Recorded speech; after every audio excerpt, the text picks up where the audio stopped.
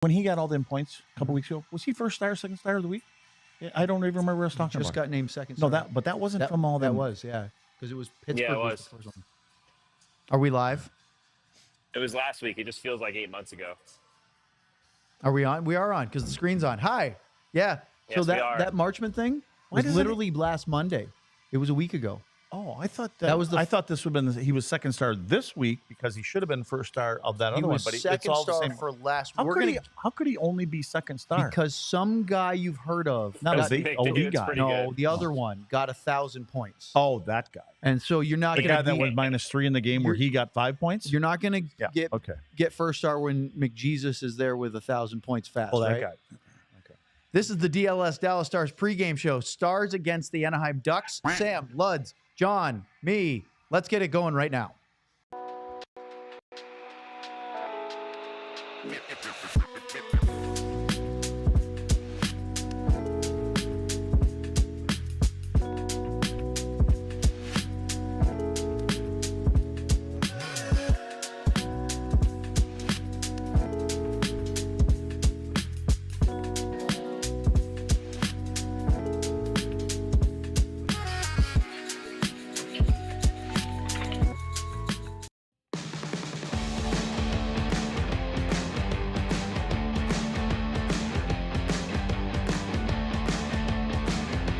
This is the DLLS Dallas Stars pregame show on a Monday night. We got a lot of Monday games. We had one last week. We've got one next week in Carolina. Sam will actually be in Raleigh for that one. Do you know how long it took me to figure out that little thumbnail thing where it said Victory Bowl today? I had no idea all day long. Why would he say Victory Bowl? Victory Bowl. And then just before I left, I went, oh, they're on Victory because too. you don't listen to me on the show, Luds. That's can we why turn you didn't can we know turn that. him up a little bit? I thought you wanted to turn him down a little bit. No, I like it when he's loud. Turn him up. Loud and proud. What's that, Sam? I was saying you don't listen to me on the show. That's why you didn't know that it was the Victory. Oh, did he say that on the show? We were in a giggling fit the other We were night. laughing in the corner of the room. We had the Trying to hold it together. We had whiskey and captain hats and just, it was a good old time. And double entendres everywhere, even though he wasn't trying to do it. Accidental humor. Craig Ludwig, Sam Nessler, John Anderson, our producer. I'm Owen Newkirk. Stars and Ducks tonight from the AAC.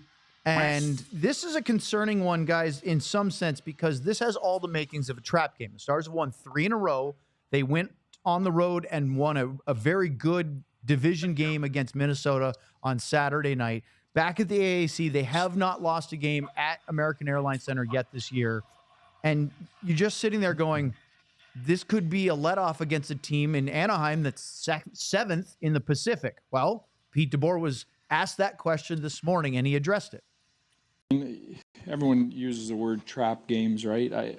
They're only trap games if you allow them to be a trap game. If you give the team you're playing the proper amount of respect, which I think when you watch the tape, you have to. I think that the team plays hard, they play fast, they play physical. Then shouldn't be a problem. We should be ready to play, but that's on us to make sure that we're ready.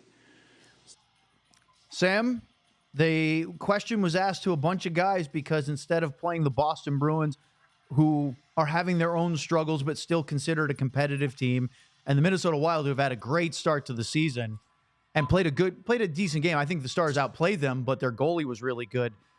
This is one where you're saying, wow, this is a step down in class. And so this trap game conversation, Pete said it shouldn't be a big deal, yet a lot of people are talking about it today. Yeah, there's kind of a few things that come to mind when you think of these trap games for the Stars. One, we know that this team has had struggles against teams that are way below them in the standings. For the past 5+ years, they've had that issue. So we know that's a focus, and we know that's something that's going to at least come up in the room, whether it's the players or the coaching staff that bring that up. We also know this year that we think we're going to be ready. Luds knows it well. We expect them to be ready in Finland. That was the classic. We think our team is mature enough to be ready for this game, and they weren't ready for that game in Finland. And so there's two focuses here, right? To make sure that the team is actually ready. And you're right. There's a reason we talk about trap games, right? There's nothing behind them. You play tough games. You come back from a road trip, or you get a big emotional win, whatever the circumstances is. But the other thing here for me is that the Stars are the Stars are going through things right now, right? So they understand that they are still working on things. And in today's NHL, it really doesn't matter where you are in the standings. The parity is ridiculous. Teams are winning on any given night. So I think the trap game almost just needs to go away in the eyes of players and coaches if possible, because there's no team that's good enough in this league to just show up and beat another team. And it's just the way the NHL is today. And so it'll be interesting to see if the Stars get off to a similar hot start that they did in the last game or two, or three, I guess, technically, or if they kind of slug their way through the first period tonight. What do you think about Pete's? It shouldn't be a problem. I agree. I see one of the I know there's lots of definitions for the word trap, or a few of them. One of the definitions is something that you're unaware of. Well, everybody's talking about it, so we're not unaware. We know it. I mean, and this isn't like there's a bunch of young kids in there. There's veterans in there. You know, there's a mix of them. So they've heard about these trap games and all this other stuff, and so I don't buy into it. You have to get yourself ready to start with, but they're not in a spot now. I could see if it was Winnipeg, you know, because things are rolling and they think, you know, we're beating the hell out of everybody, and then all of a sudden in comes a team that's at the bottom of the league, and you think you can play a little, you know. I get that, but another reason is Dallas is behind two teams right now. They made a step on both of those teams in the last game, but that's not where they want to be. And in all honesty, they're not exactly the same team that we know that they can be, because there's still some players on this team. That's the good news for this team. There's still a couple guys in my mind that haven't even come close to hitting their stride yet. I agree. Yeah. Sam, the next thing that DeBoer addressed in the morning press meeting was the Minnesota game and defensive evolution of this team this year. Let's have everybody hear what he said, and then I want your reaction, Sam. Yeah, we defended. I really liked how we defended in the Minnesota game. Now, listen, they're missing, you know, 3 of their offensive players, so that you know, is part of the reason for the shots on net totals or where the chances were. But even having said that, I thought we had a real honesty to our play and our systems. We really didn't give up much. A couple grade A's, you know, so. And that gives you a chance to win on the road, even if you're playing a hot goalie like we were, you know. And so that's the message. If that structure's there, you got a chance to win, regardless of the circumstances. Whether you take penalties, whether the other goalie's hot, you still got a chance to win a game. That honesty in the play, do you think that's something that has come on more as the results have come to, or has that always been there in your game? Yeah, I mean, I think we've taken pride in our systematic play and our defending over my time here, but you know, I think it's gone. Our attention to detail's gone to a different level, you know, since we got whacked by Florida, and you know, who else in there? Winnipeg. Yeah, thanks for reminding me of that. Sam, you're laughing at because he said we got whacked by Florida. That's like following Luddy's Giggle Fest the other night and mine. But seriously, do you agree? Do you think that the Stars have been more detailed in their games since that humbling in Finland and Winnipeg? Yeah. Well, I was laughing too because Pete literally asked us who else they got whacked by, and we answered, and then he said, "Thanks for reminding us." So I was like, "Well, what do you want me to do? You want to answer, or you want not answer?" So, yeah, I think the key for that, we talked about on the post game show a ton, and that was most impressive on Saturday against Minnesota, was that it wasn't just that they went and won a big game; it was that it felt like that old Stars team. It felt like they were smothering Minnesota in all 3 zones. It felt like they were pushing most of the possession. And so I asked Pete that question this morning because I wanted to know, like, all the talk has been how this team hasn't found 100% of their game yet. So I wanted the coach's perspective of what does it look like when you guys do play that way? You know, what did you see outside of what maybe we saw watching it that really led to that type of game? And that's exactly what he said, was that defensive positioning, that defensive structure was, if you have that in place, it's why they're able to plug in players sometimes too, because you have that structure in place and you're playing that same way. You don't need to change a whole lot. And then all of a sudden, you know, your goalie gets outplayed maybe, but it doesn't matter because you're playing such a good defensive game that they only score 2 and all you have to get is 3, or vice versa. You're put up 4 and you're beating them 4-1. You can win many different ways, and I think that's the evolution that we're all watching for right at the beginning of the season, is to see when do the Stars start to look like that team that we saw smother teams, outscore teams, and do all the amazing things they did last season. And we're starting to get a look at it. Those last 3 games were a good example of both sides of that. We talked a bit about Minnesota on Saturday night, but I really think that was, look, they had a good game in Boston in October. They had really nice offensive games against the Penguins and the Bruins this past week. But as far as playing a tough, defensive-minded road game, which was their bread and butter on the road last year, that was really the first time I felt like they played that way against a really good opponent this season. Yeah, the way that they are a good defensive team, in my opinion, is when they have the puck. And that's with all teams. I mean, this is a puck possession team, and that's why half the time I'm complaining about pucks don't get in deep, because I don't disagree with them. I'm a little more anal when it comes to turning pucks over. And so it's about possession time. And when you're going to know is when you play the Carolinas and you play Winnipeg again, and when you play New York Rangers and you play Vegas and you play Colorado. To play these teams right now and say that our game is intact, yes, it is against these kind of teams. But when you play the high-quality teams that they play a different kind of style, that's when you really know, and that's when they'll drill down a little bit more. And with the Matt Dumba thing, there was also a comment that Pete made. I don't know if you guys caught it, but he was saying it takes time to learn our system. And so there was a comment there, right, guys, that he was saying about Matt. And so wherever Matt, whatever they wanted to play in Minnesota, it was a little different here, which I think we kind of know what that is. And so there is, and it's hard. Trust me, when you're brainwashed to play this zone and be in the right areas of the ice, and all of a sudden you're going, oh, I'm supposed to go up there with that guy. It is hard because you're like, wait, that's not where we're supposed to go. If that's the way you've been playing. So now you think you're getting further and further away where you're supposed to be. And like, okay. And so what you do is you get caught in between. And when you get caught in between, it's kind of like when you're thinking. When you think it takes that extra second, and that's usually when something bad happens. Sam, how about some lineup news? Casey DeSmith gets the start tonight for the first time since Game 2 in Finland against Florida. He did play in relief in Winnipeg a couple of weeks ago, but it's been a while since he started a game since Finland, and that's the only lineup change. Yeah, we expected Casey DeSmith to start. I feel like we've said it so many times this year where this seems like a good game for Casey to start, and then Jake's starting him. So I don't know the plan for the Stars, for their goalies. This has been the most confusing year in terms of who's in, who's out. Today they even tricked us and put Ottinger in the normal starting side of the net for almost all of morning skate, and then he didn't start. So I think they're throwing out all the rules this year and for that. But for Casey, I think this is a good chance for him. He's been good when he's played. He was really good. Got overlooked because they were already down, 4-1 in that game when he did come in. But I think he stopped like 10 of 10 and was pretty good in that game. He's been good when he's played. He's got a couple of that shutout in the third period, and then he has a shutout in his first game. His other games were kind of up and down, but they were tougher games for the team overall. So I'm really looking forward to see what Casey does tonight. I think this is a big opportunity. We knew we'd see him in one of these games against the Anaheim and San Jose this week. We just weren't sure which one. So it's a good chance for him to play a game and give Jake some rest. And I can officially say that Casey did forgive me for thinking that he was an e-bug for almost an entire practice.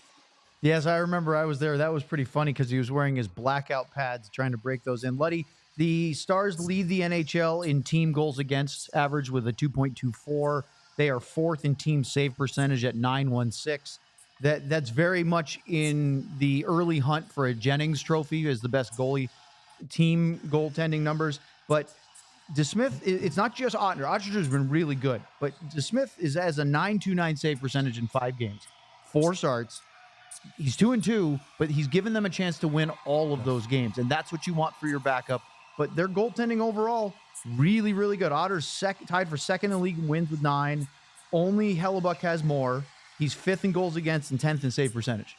When you bring up those numbers, it's because of goaltending. I truly believe that. I think that the record and the reason that they are where they are is because both of these guys have done their job, and Jake's had the heavier load, but he's had to be really good at times. And yeah, there's been a couple of games he wasn't great, but you kind of just comes with the territory. But it starts with those two guys in the net. And tonight, I think the guy, I said this before, you play differently for the backup. You feel bad for them because they stay out after games and they got to take all the one-timers and all this other kind of stuff that they really don't want to, but it's part of the gig. So So you kind of want to do a little more. And I think sometimes you throw these guys in there in game, like if it's a trap game kind of thing, well, let's not let Casey down tonight, one of those kind of things. So, but that's for me, that's what it is. And like I said, when they get up and running, like against these two teams that are coming up, and that's one thing you don't want to look ahead to the next one. We can do that, but they should have a field day. That's just my opinion.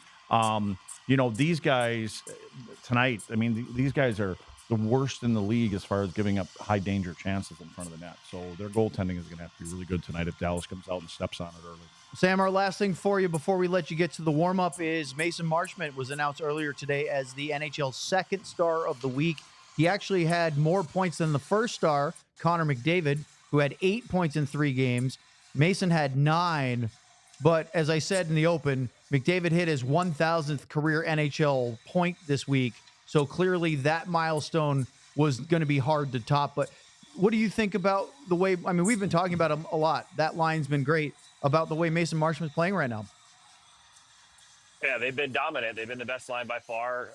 As we talked about a bunch, they were the best line for a large part of last season. So I'm excited to see what they continue doing. Mason's driving this line right now. There is no doubt about it. He is who they want to drive that line because we know how he plays. We know when he's at his best. He's going downhill. He's forechecking as the F1, and he's creating turnovers. And we've seen that just time and again. And I encourage anyone who doesn't watch that line very, very closely to every single time they go on the ice, just watch those 3 forwards because they are going to create some sort of havoc in the other end. And as Lutz just said, there's a chance for them to create a heck of a lot of havoc in the end for Anaheim tonight. John, can you pull up that shot there of the 3 stars again? Look at it, people watching. Doesn't that look like a vapor trail coming out of McDavid's mouth right there? It does. That's just how fast. But it's just his mouth guard, but it almost looks like he's blowing out some smoke exhaust. Yeah, I know. Or is that breathing apparatus? He's got a little mini scuba snorkel. But you know what made me think of that when Sam was talking about that line and talking about the Duchesne line, I think of this guy, McDavid, and Draisaitl. Because they know where each other are all the time, and they just have this kismet. It's this thing between them, right? And that's the same thing I think the Duchesne line has. They know where each other is going to be. They anticipate I know they communicate with each other all the time. Didn't they practice together this summer too? And they did some stuff off ice. I thought Sam would know that. They're all 3 from Ontario. I thought they got together, and I wouldn't be surprised if that was the case. Can you imagine them 3 guys playing in men's league? Oh.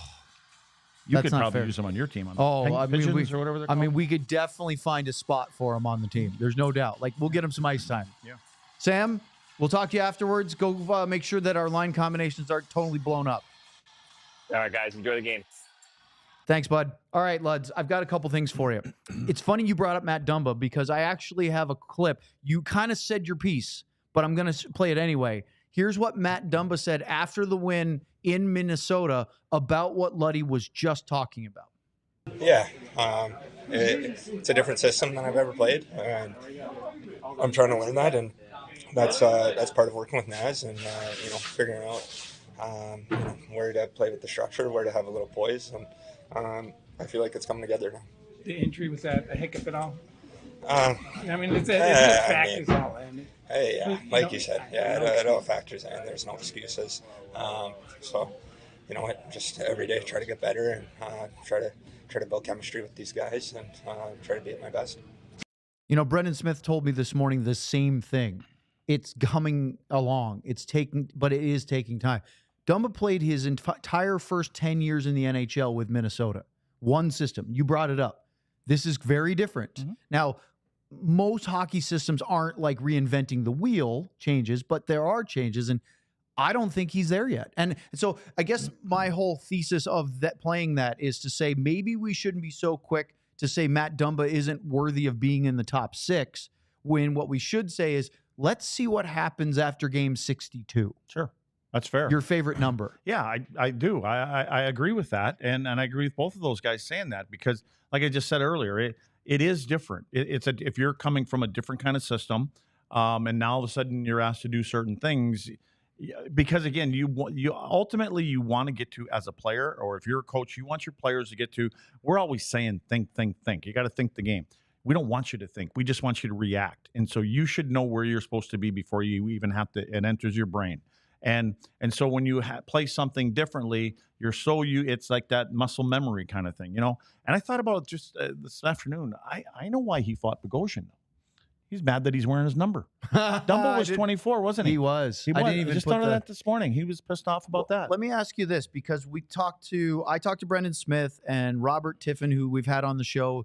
He talked to Dumba today, and we both talked about those fights. Mm-hmm. Is it any surprise to you that both of them keep their lineup spots after what they did? No surprise. Pete said today, or I don't know if it was this morning or if it was the post game after the Minnesota game, but he said, we've come to this building, talking about XL Energy Center before, and we haven't really been set up to play that type of physical game, meaning drop the gloves.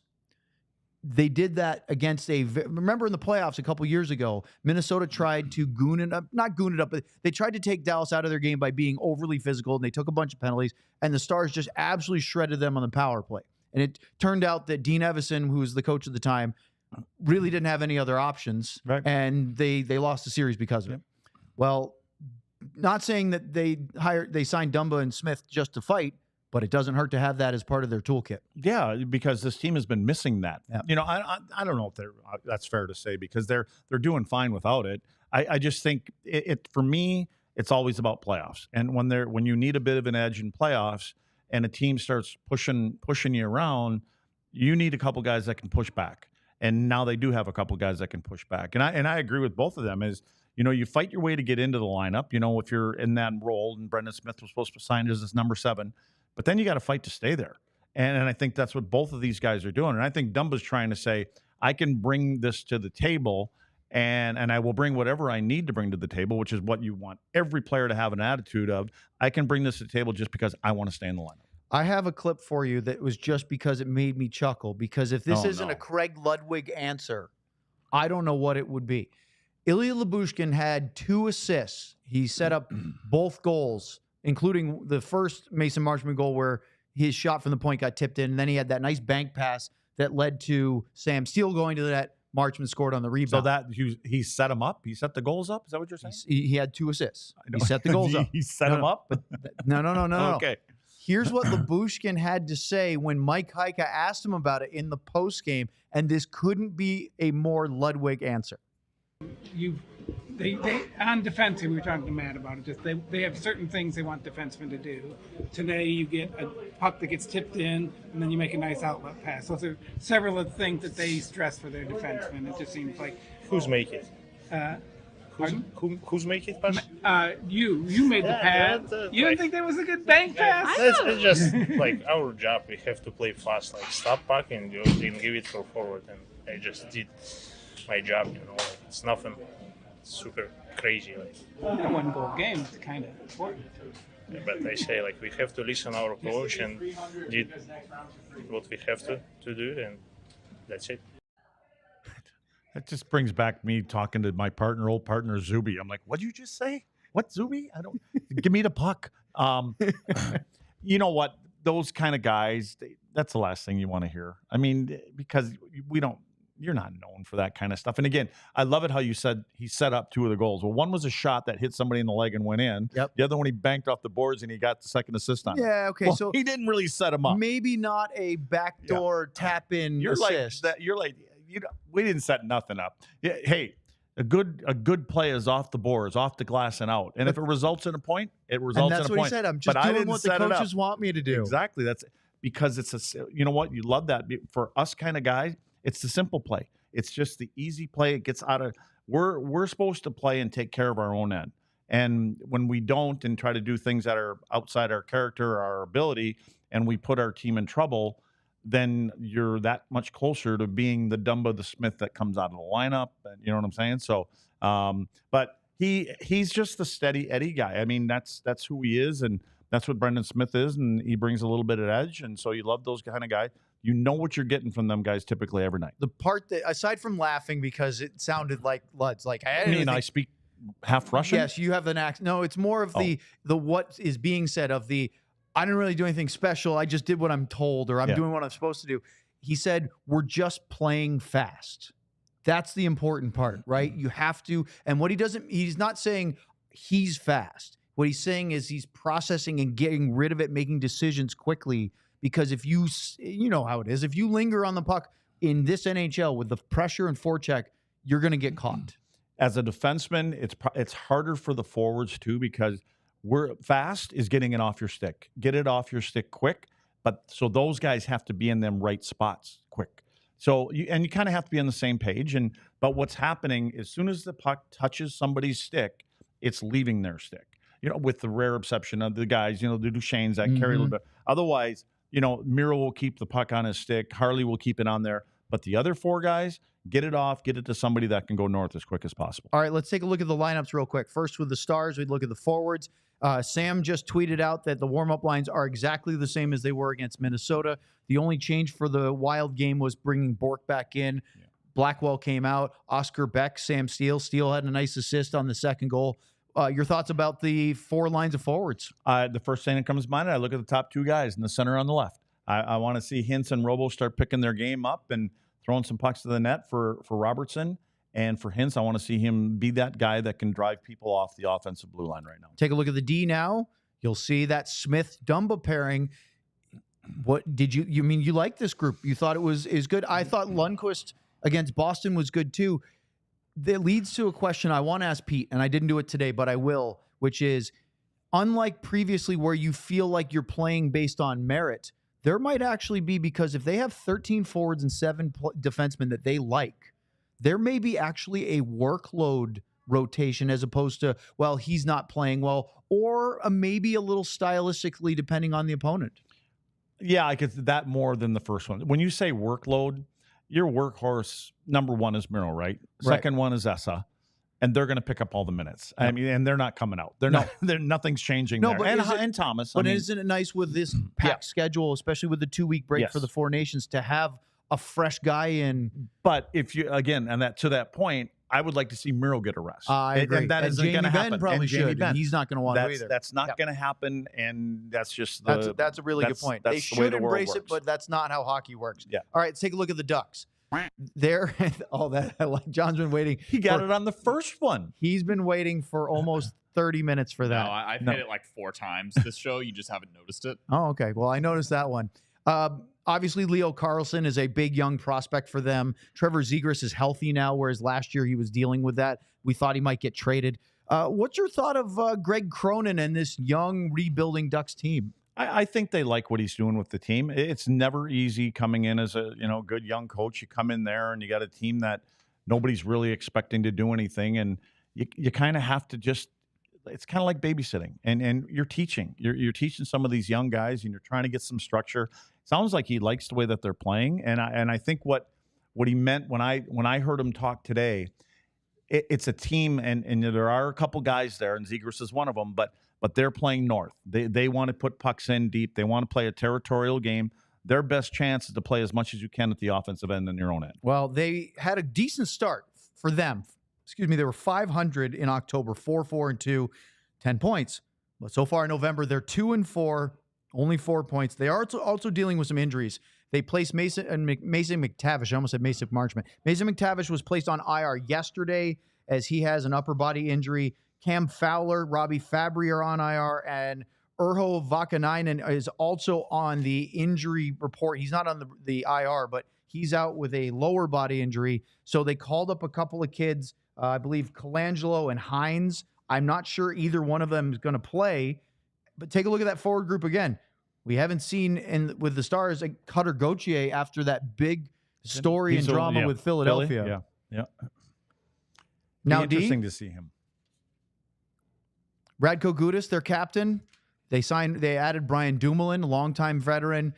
Big thing is John Gibson. This will be his 3rd start since coming back from an appendectomy. We all talked about it before the season started. He was a prime candidate to get traded at the deadline or before. I still think that's a possibility, but they didn't help themselves by having him have to have his appendix out right before the season started. And he's won both his starts so far. He's an excellent goalie when healthy. Well, I was going to say, when he's healthy, he gives this team a chance to hang around. And they hang around. They don't have enough. They typically don't have enough firepower to match a team like Dallas does. Now that's going to be a soundbite if something goes wrong tonight, but I don't expect that because I told you before the show started. I think in the next 2 games, Dallas is going to put up 80+ shots on both these teams coming up. So you think a lot of offense? Is it going to look like the Boston or Pittsburgh game where they score 7? They could, but I just think territorially, it's going to be a lot of Dallas. I mean, I'm not talking about the trap game. They're looking at the standings. They know what they have to do in order to get back up top, and these are 4 points ahead of them. Don't look at the we can look at the second one. They can't. They're going to look at this one. These are a couple points I think that they can have, obviously, but they have to approach it the right way, and they'll start climbing the ladder. The second one, Luds, means is the San Jose game on Wednesday. I'm assuming that's what you mean. 2 teams that are at the bottom of their division and the conference. Luddy, the last thing I have for you is these 2 teams last met on March 8th of last season, but it was this calendar year. Stars won 6-2. Radek Faksa scored the game winner in the first period. Rope Hintz had a 3-point game. Stars won all 3 games last year, although one of them they did have to go to overtime in Dallas as Thomas Harley scored the winner in OT. But the reason why I brought it up is because they had Joe Pavelski, Radek Faksa, Ty Dellandrea, Chris Tanev, Ryan Suter, and Yanni Hakanpää all in the lineup. This was March, just to show the offseason turnover.